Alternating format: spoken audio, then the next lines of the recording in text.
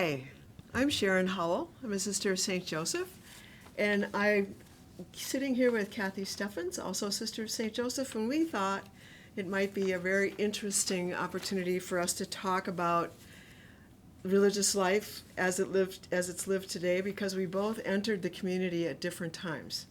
And we thought that sharing that story with you could be very interesting as you consider your life. And so, Cathy, why don't you get us started? Well, thank you, Sharon. One of the first things was a question about, like, how long had we been associated with the Sisters of St. Joseph? And at first I was thinking about how long have I been a sister? And then I thought, wait a minute, I started kindergarten with the Sisters of St. Joseph in a school and up through 8th grade. And then I also ended up at a high school with the Sisters of St. Joseph. So when I was thinking that this, I don't know, deep urge to perhaps be a sister or join somehow a lifetime commitment to being of service and having it fit with what God seemed to be asking, I thought about other things that I had done too. I worked with the Dominican Sisters of the Sick Poor, always wanting to be of service. And then when I thought about joining a community, the Good Shepherd sisters were what seemed to be social workers, so I sort of interviewed with them too. Yeah. But ended up being a sister of St. Joseph. It just seemed to be the call that I was drawn to. So, Sharon, what are your connections? Well, I was thinking the Sisters of St. Joseph were also my first grade teachers and all through grade school. However, I had the privilege of having an aunt who was a sister, obviously Sister of Providence, and so I grew up with a sister in the family, and that was a learning experience. And we often teased about entering religious life. No, she was quite serious though. And of course, in the second grade, of course, you always think you want to be a religious sister. But I also had the Dominican Sisters in high school, and I had the Sisters of the Blessed Sacrament in college, and then I also worked for the Sisters of the Good Shepherd for a couple of years in their residential treatment program. So I had the opportunity to engage with sisters quite a bit in my life. And so when it came time, and I was older, when I entered community, I had a job, graduated from college, lived out in the world for about 8 years before I ever gave it really serious consideration. It was a little confusing for me at first to think about, well, which one? Or is there something more? So it was an opportunity for me in my late 20s and 30s to really think about what is it that each community is focusing on. What is their charism, or what is their mission? What makes sense for them and how they live their lives? What is it that energized each of these groups of people when I was with them from first grade through?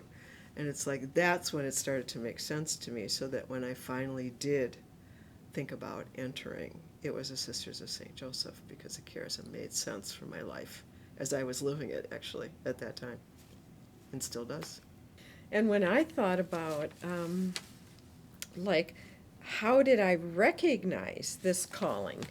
And I felt like an internal something that kind of wouldn't let go. But I must admit, it wasn't what I wanted to do. And so I thought, well, it isn't a voice, it isn't like the burning bush or, something dramatic like that. It's just this urge that wouldn't let go.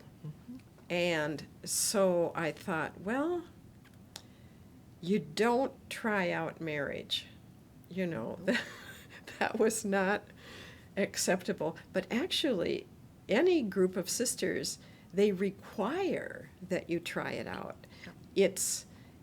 There's no making final vows for years until after you've been part of the community. So I thought, okay, I'll go. And then, God, when it doesn't work, get off my back, but lo and behold, some 60 years later, Yeah. here I am. Apparently it worked. And like you, Sharon, I thought the mission that we now say, the phrasing of it is moving always toward profound love of God and love of neighbor without distinction. It fits. Yeah. And I also have to be honest in saying that I did try another community, my aunt's community first, African American, the oldest African American Catholic community in the United States, and I lasted 2 months. Not because I didn't mind doing the work, but what the focus was, especially in the formation process, it wasn't working for me. So I came back and got back to work, and it took a while for me to ever consider religious life again. However, what I was doing with my life started making sense, or continuing to do, making sense with, well, what about this call to community? What about, and so I just went ahead and tried and let the process work itself through. And I was grateful for the process. There were times when I got a little impatient with the process, but ultimately, as I think about it now, it was extremely important to go through every step of it. And I haven't regretted that either after 40 plus years. So there was a question about key moments that shaped the continuing of that vocation. Does anything come to your mind? Yes, Thinking I of that. can remember standing in the back of Our Lady of Presentation Chapel after I had been in community for about 10 years. And there was a lot of stuff going on in my work. And I was starting to feel just kind of pressure. And then I looked up at the ceiling, believe it or not, in Our Lady of Presentation and Chapel. And there's something that said, but this is the place where you need to be. Not in the chapel, but in this place. It was a March 19th celebration. You need to be in this place. The Feast of St. Joseph. Correct. And then the rest of it will, you need to be here. So I said, oh, okay. No, it was more like, okay. Okay. Okay. Yeah, and I think there certainly were times when the people around me, as times were changing, other women did decide, this isn't for me. Exactly. And so each of those times were choice times for me also to think about, well, Cathy, what do you want to do, Yeah. And there was never, interestingly enough, never a time to say, I don't want to be here.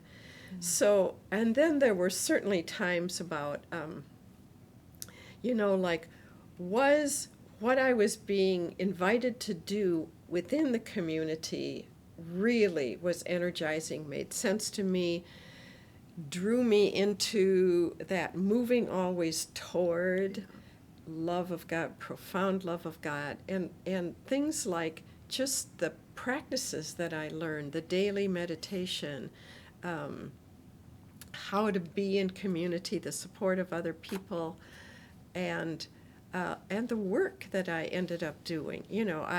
I've taught grade school, at all different levels, and then one of the most delightful surprises was ending up, besides the education degrees I had, ending up getting a degree in spirituality because the community invited me to be present for younger women who thought they might be interested in joining the community. And I was supposed to answer their questions or be present to them. And I thought, I don't know how to do that. I've been teaching third grade, fourth grade, that stuff. So, the counseling, the spiritual direction classes, the learning, the community spirituality, what would I be doing if I was helping people make their own discernment? Mm-hmm. And then, because I had that spirituality background, getting a job here at St. Catherine Right, University. exactly.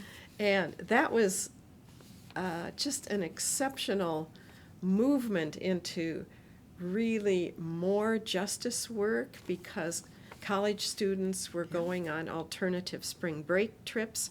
I was leading them to go experience Mississippi and experience different places in the country that would be calling us to recognize the inadequacies Yeah. of what was being offered for all people. Yeah. And then got into teaching classes at St. Catherine's in spirituality and working in the chapel. So all of that All of were it. those events in my life that moved me into a deeper level of connection to God and to God's people and to all of creation. Exactly. Because part of the study was creation spirituality, and that moved me greatly. How we are associated with all of God's creation. All of Not just everything that exists. everything that exists.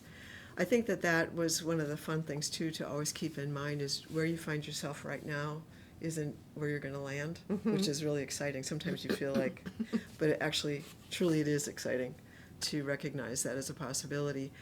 But I found that every experience that I've had leads to or nourishes the next step, which is really kind of fun. And I think that the journey of that continuous evolutionary process is really important.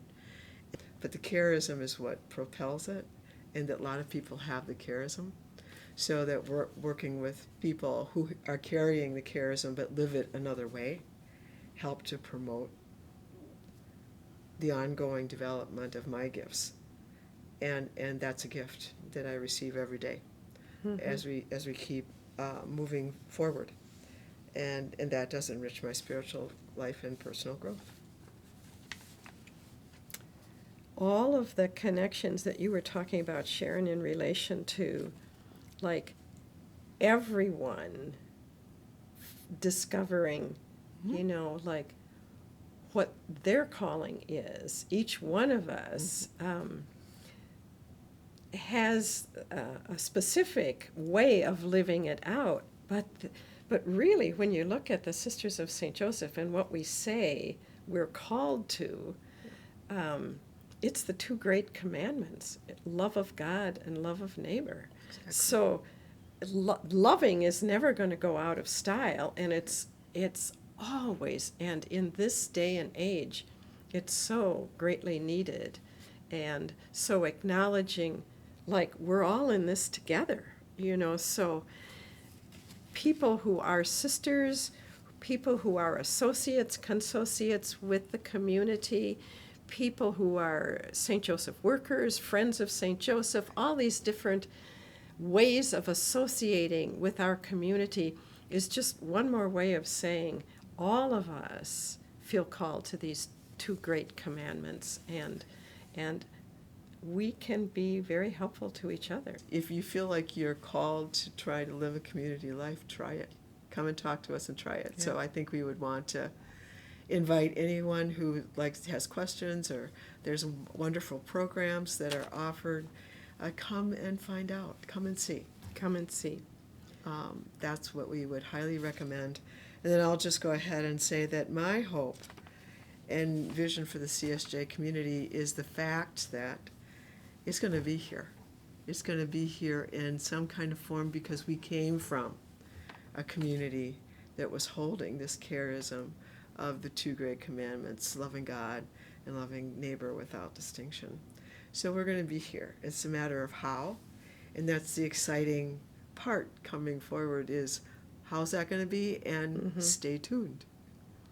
And how is it that all of the people, that so many of the people that we've met feel that connection?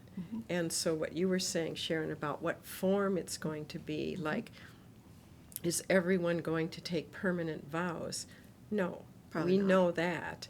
There will be people that will, and there are other people that will be able to follow the mission in the way that they feel drawn. It's never been 100% Catholic, and it will not ever be 100% Catholic.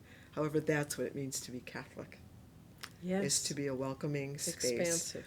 to love God and love the neighbor without distinction.